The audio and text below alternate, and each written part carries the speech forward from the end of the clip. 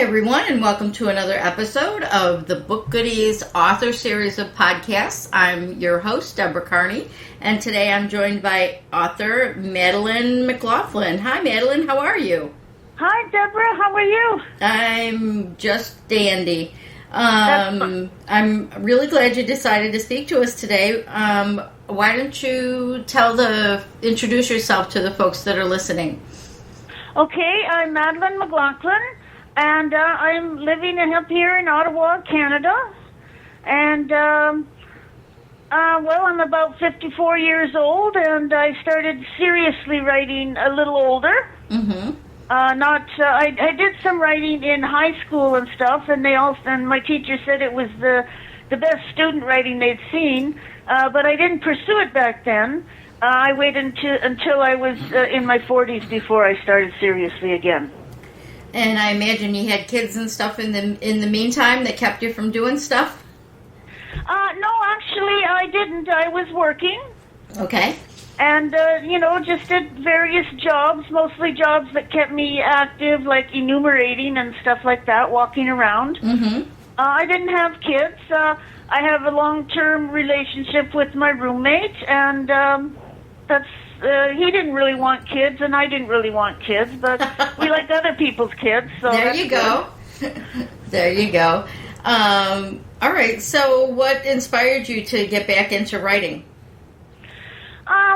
I was thinking of something I could do from home. Mm-hmm. I got to a point where my knee was injured, and I couldn't walk around anymore. Mm-hmm. And so I wanted something I could do at home. So I thought, well, maybe I'll take, say, a correspondence course in writing, creative writing, mm-hmm. and then I'll just go back into it. And that's what I did. Awesome. And right now what you have published is a little short story, and you want to tell us a little bit about it? Like you said, it's a short story, so you don't want to give away too much. Yeah, that's right. It's called The Mountain City Bronzes, and it takes place in a small town in the mountains. And Kevin is about an 8-year-old boy, and his father runs the jail. And since it's such a small town, there aren't many people in the jail, so he gets to wander around as much as he wants in the jail, except there's this one door that's always locked, and he desperately wants to see what's in there, but his dad won't let him. And the tale hangs on that. Okay. And that sounds fascinating. And how did you come up with the idea like that? Do you know someone that runs a jail, or is it just totally made up? The jail part is made up, although, you see, I imagine that small towns have empty jails, because I don't imagine a lot of people are lawbreakers. So, it's just sort of an imaginary thing, Right. I don't even know. Maybe the small towns send their jailbirds somewhere else, but... Well, and I like that it's, you've totally made it up. It's your own little world, so that's fine. That's what writers do. We make up our own little worlds. Exactly. So, now you self-published this? No, I published it with Muse It Up Publishing. Okay. And that's an ebook publisher, and they actually do publish traditional books too, but only after, they publish the ebook, and if it's long enough, then they'll publish a year later it as a traditional book, a paper book. Okay. But they started as an ebook publisher, and they have editors and line editors and the whole schmoozle there. And so it's really done in a professional way, and they've won a lot of awards. So it's a really good publishing house. Very cool. And what was their name again? Muse It Up Publishing. Oh, I like it. Yeah. That's a really cool name. I would like to talk to them just to find out how they came up with their name. I have a feeling it's because the people who started it are both Greek, and so the muse is kind of Greek. Okay. I have a feeling that's what it is, but I can tell them you're interested in talking to them. That'd be great. We like talking to publishers that help out, authors like yourself that are, it's a short story, and a lot of places wouldn't even bother with it. And you're right. But with e-readers, short stories are a wonderful thing because there's a lot of times when, you're sitting someplace and reading and you just want something short to read and keep your attention and be entertained by. Yeah, that's right. And you don't have to go buy a whole big book of short stories just to get to one or two you like. You can just buy the one for 99 cents. And there you go. Do you have plans to write some more short stories, or? I have some in the works, a couple more horror. I have a longer one at 15,000 words, so it's, I guess you'd call it a novella. Okay. But I have a couple more horror short stories I'm working on. Okay. I'm always curious how people, you don't sound like a woman that would be writing about horror. I'm always curious about how, how people fall into their genre. Is it just stories that come to your mind, or how's your writing process? Well, number one, I think if you're attracted to horror, then sometime in your life you've had a lot of phobias. Fear of water, fear of heights, fear of dogs. And I was like that as a small child. Mm-hmm. We grew up not on a beach, but by a beach, and there was a pier, and there were little cracks in the pier about an inch wide, and I was always terrified I was going to fall through them. Mm-hmm. And it's totally ridiculous. And my mother would say, "You can't fall through those. You're a lot bigger than an inch," Mm-hmm. But it's a phobia, and I think. If you have phobias, then you're really all set to write horror because you know about irrational fears. That's a wonderful explanation, and I'm right with you there on the cracks in you always worry that one plank in front of you is going to fall down, and then you're going to fall down with it. Oh, definitely, all the way into the ocean, and of course I couldn't swim when I was real small. Right.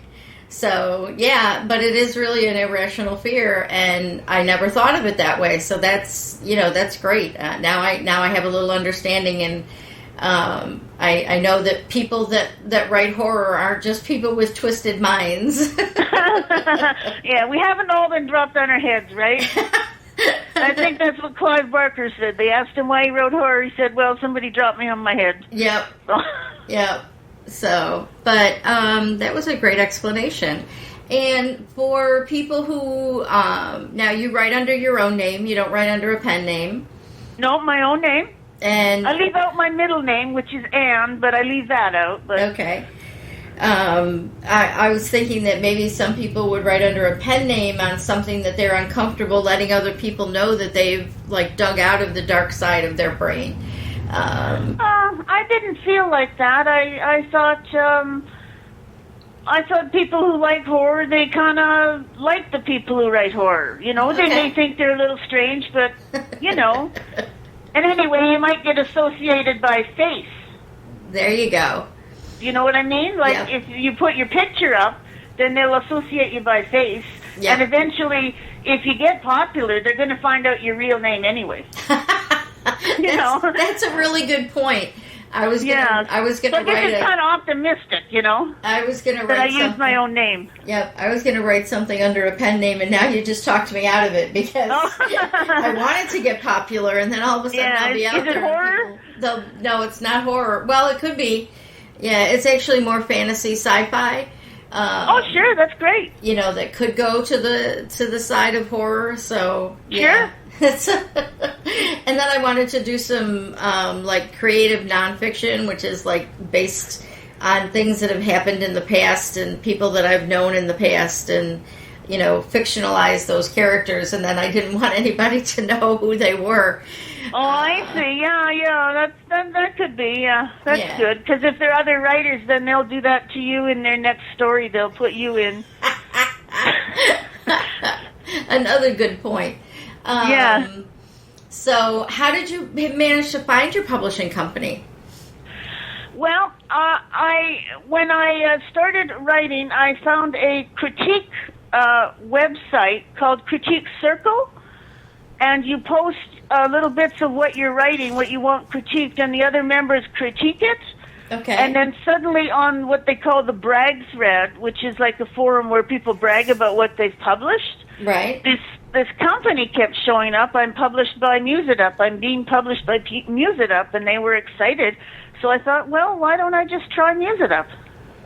That sounds good to me. Oh, it was good. It is good. And there are a few people on Critique Circle being published by Musitup. And it sounds like, is it like a message board, or is it just like a website that just has places where people can chat? How is that? I've never heard of Critique Circle, and it sounds fascinating to me. Well, it's like, say you write something 3,000 words, say, and it's say a thriller. Well, then they have a queue, they call it, and you put it up there, thriller, and then you get maybe 7 critiques from different people who tell you where your weak parts and strong parts are. And then they have a place called forums, and there's, subject titles, and the one I'm talking about was called the brag thread. Okay. And that just means whenever you publish something, you just can brag about it right there.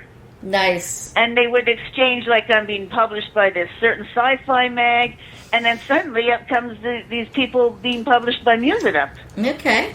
Very cool. That's a great way to find it, because now you're going by word of mouth, and you know that other people have been successful, and you're not just, and you're kind of cold calling when you send them something, but you can say, hey, I know these other authors are working with you, and that kind of gets them to pay attention to you a little bit more, probably.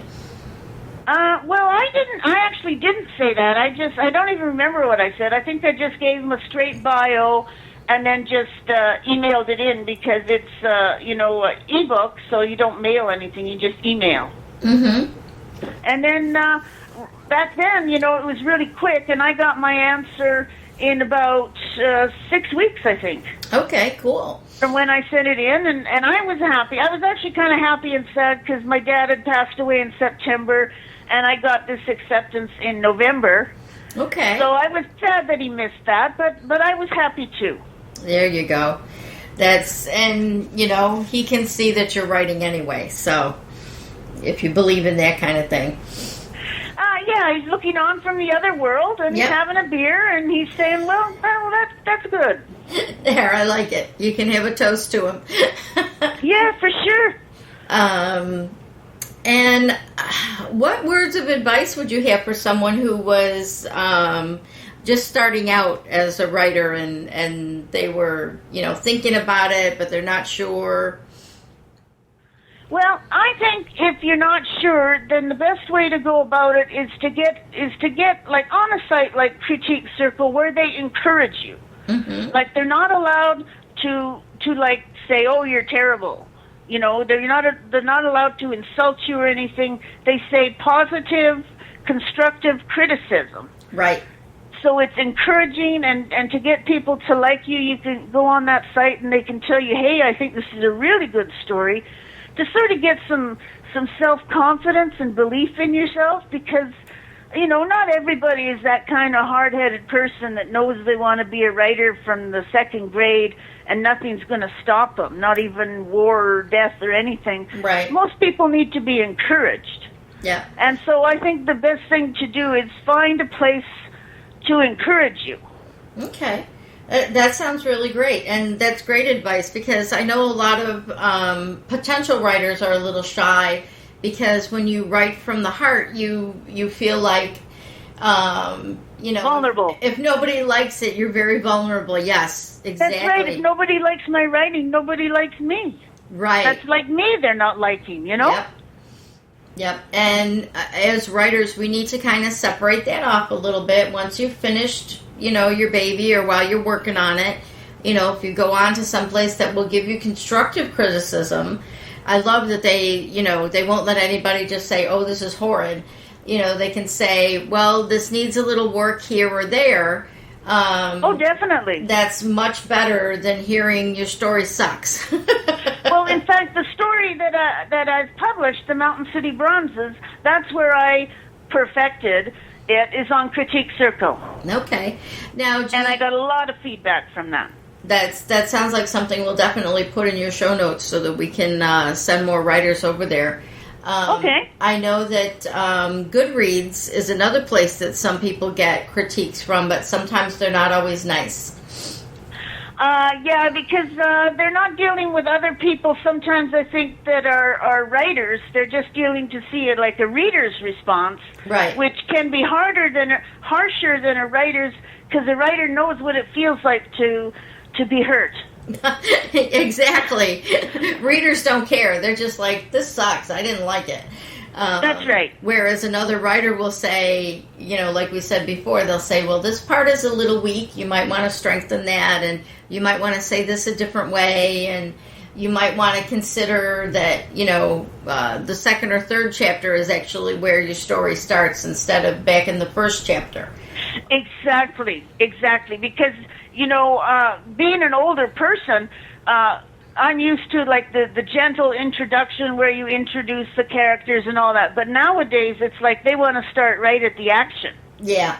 Right at the start, they want the action. So that was something I had to work on.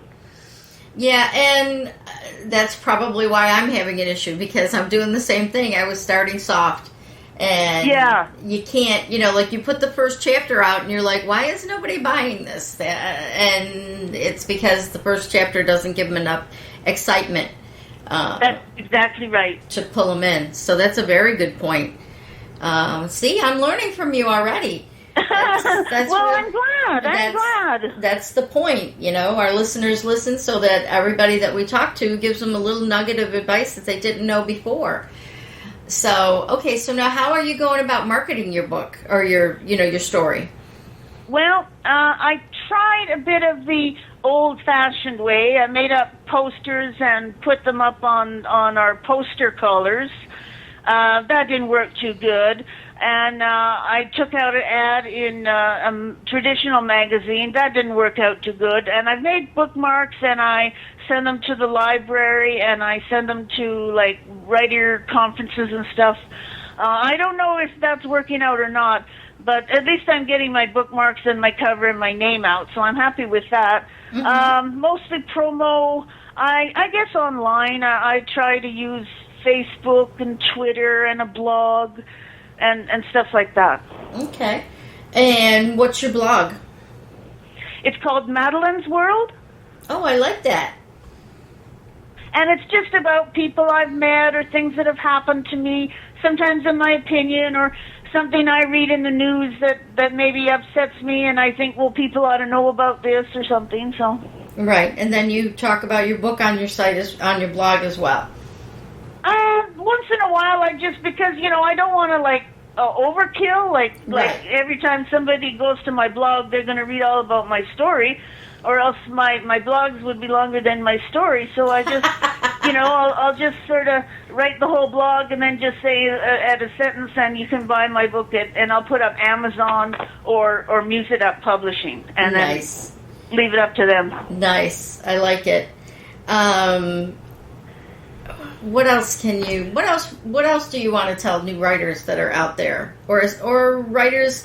Not necessarily new writers, but writers that have stuff that they're afraid to publish. Well, what I think is, keep your dream. Like, if you've always dreamed to be like when I was working and I would meet people and they would want to be writers, but they didn't have the time, And in my opinion, keep the dream going, because, someday when you're 50 or retired, you'll pick up your pen if you want to do it, and, do it. Yep. And I have one of the other authors that I spoke to earlier in the week. He told me that he had an entire set of notebooks in his closet that he had written through the years. And suddenly he realized that, if he didn't get them out of the closet and do something with them, no one would ever read them, including his children. And his children didn't even know that he wrote stuff. So he decided it was time to bring them out, dust them off, and polish them up. Yeah, that's really good. I mean, I know that James Herriot, the veterinarian turned writer, he made millions of dollars. And he started when he was in his 50s.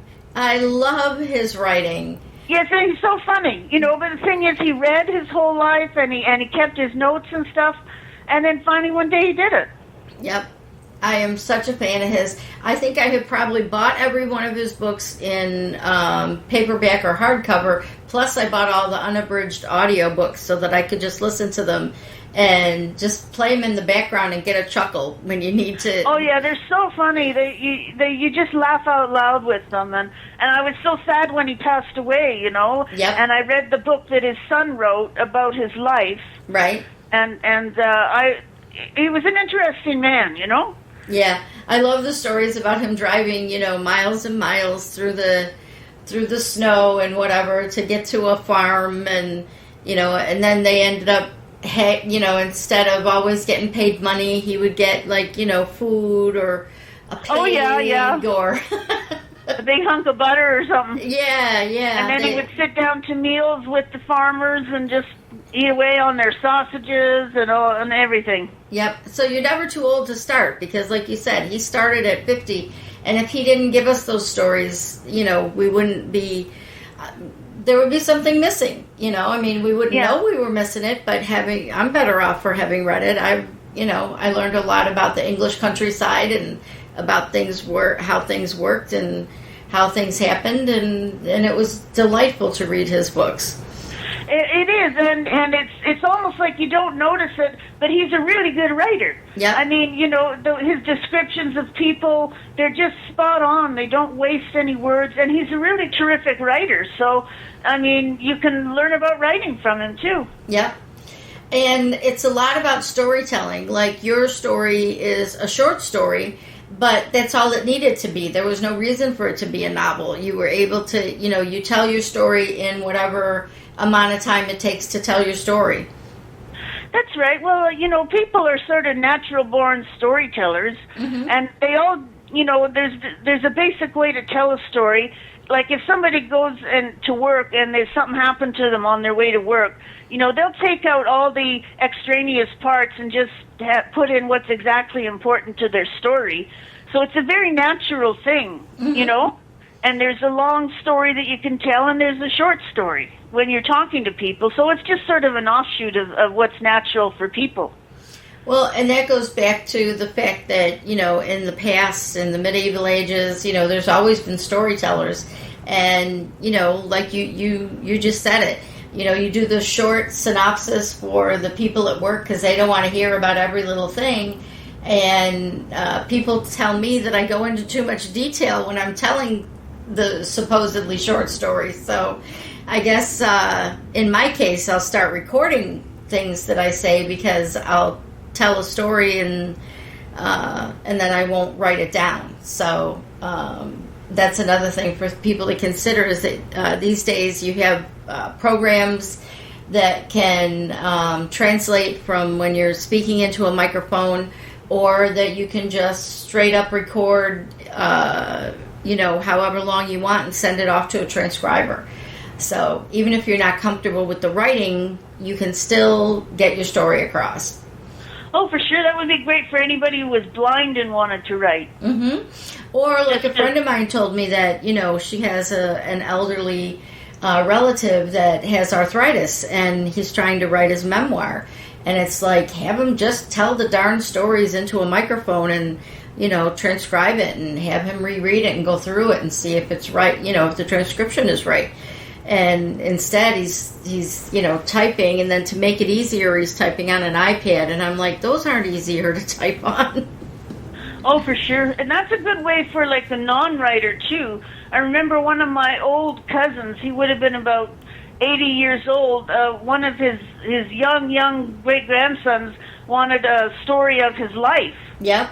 Because his mother was a war bride, and he was born in, I guess, 1916, and he knew all about farming through the Depression and stuff like that. And so they just sat him down and asked questions, and he just talked and talked and talked and talked. And so that's a good way if you're not a writer, like an interview. I guess interviewers have always used it, but, you know, it was a little more in-depth than just an interview. Yes, definitely. And, you know, that's such an important point, too. And I know we're getting a little off track from you and your story, but okay. it's really important for people to try and capture the stories from our from the older generations, because, once they're gone, their stories are gone with them. Oh, definitely. I'm one of my hobbies is genealogy, and so I know that when you talk to the old people, they remember everything Yep. about cousins, aunts, uncles, and the way it was. They know everything. Yeah. Their long-term memory is wonderful. It's just the short-term memory that's a problem. Yeah, definitely. All right. Well, let's get back to you and your book. You said you're using things like Facebook and Twitter in your blog. Are you using sites like Goodreads or Shelfari or any of those other things? Do you have your book on those or a page? Well, on Facebook, if you can put up a link to your buy page on Muse It Up or on, and then you just put it up, and then it'll be active right on Facebook, so people can go to Facebook. Well, it's not a fan page, and I don't have a book page. I just have my personal page. Okay. But I put my book up there once in a while, so if anybody wants to take a look, they can look. Okay. Awesome. And go ahead.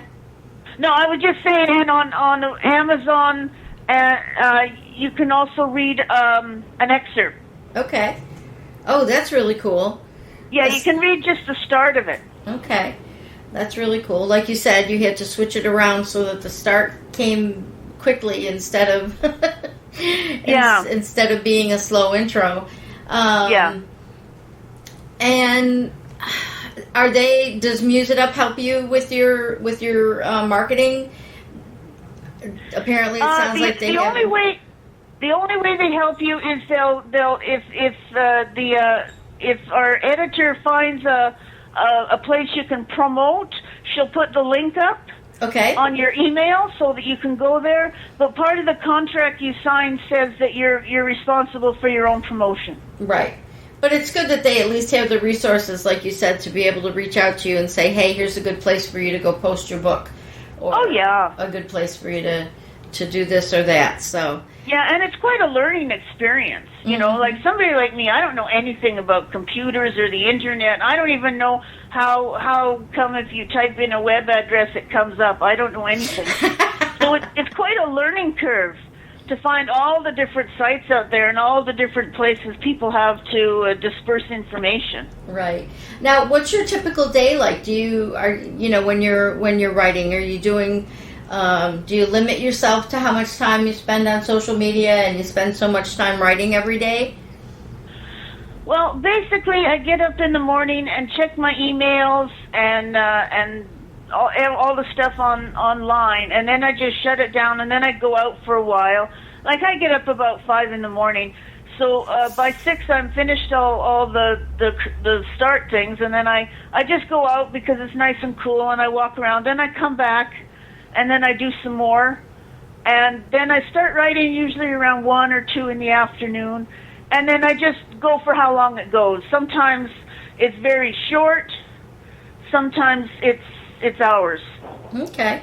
And do you try to do some writing every day, or is it just the days that you feel like it? I try to write at least 5 times a week. Okay. But I know that for me anyway, to take a break usually helps me, because then you can sort of step back and then when you look at it, it's fresh. Yep, exactly. Well, this has been a wonderful interview. Thank you so much for joining us this afternoon. Do you have any last parting thoughts you would want to give any of the authors that are out there listening? Well, just if you don't do it, you won't do it. That's perfect. That's perfect. Okay. That is actually very perfect. If you don't do it, you won't do it, and nobody will get to read it. Yeah, that's right. Tell us the name of your blog. Tell us the website of your blog. It's http and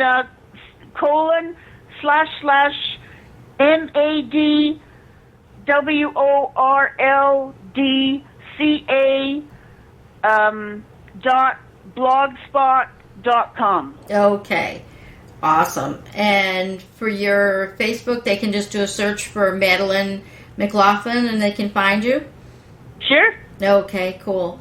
And we put that out there for the people that might be listening on and through iTunes, and they might be, away from their computer right now, and I want them to remember you so that they will go back to, when they get back to their computer, they can go find your blog. Thank you. And I want to thank you for being my guest today. It's been delightful to talk to you. And for all of you that are listening out there, if you aren't on our website, you found it somewhere else, please go to BookGoodies, BookGoodies.com, and you will type in Madeleine, and you'll find the podcast, and you can leave us some comments, and you can tell us if there's something you want to know more about. And up at the top of the page, there's a Contact Us button so that you can offer to be a guest, or, again, you can tell us a topic you would like us to cover. And also, there's a place to tell us about your book. And if you're a book blogger, there's a place to submit your book blog so that writers can find your book blogs. And as always, we want to thank GeekCast, which is geek as in computer geek, cast as in podcast.fm. And you can go over there and find not only our author podcasts, but work at home podcasts, and also a lot of podcasts about internet marketing and marketing in general. So again, that was geekcast.fm. And as always, we want to thank you for listening. I want everybody listening to get writing and have a great day.